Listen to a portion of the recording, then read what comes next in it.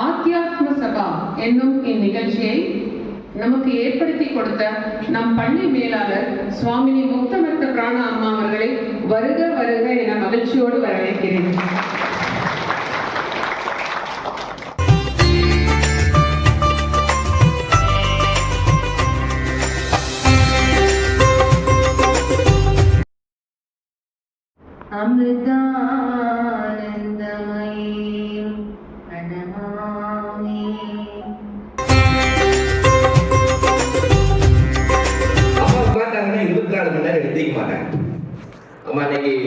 Night தர்சனம் காலையில தர்சனம் ஆரம்பிச்சாங்க.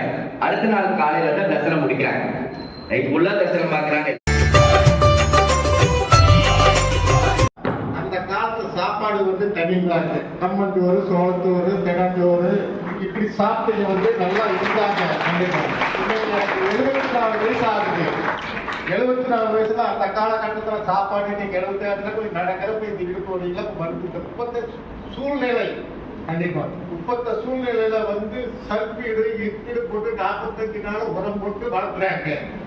எப்படி ஆரோக்கியமா இருக்க முடியும்? உணவு அப்படிங்கிற விஷயம் உண்மையிலேயே ஒரு முக்கியமான பங்கு ஆரோக்கியத்துக்கு. First and foremost, a heartfelt pronounce to Swamini Muktamrita Prana, our vivid manager.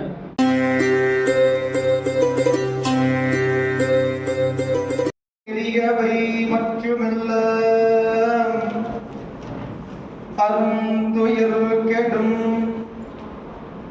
அருந்துயர்கெடும் அவர் நாமமே சிந்தை செய்யும் நெஞ்சமே.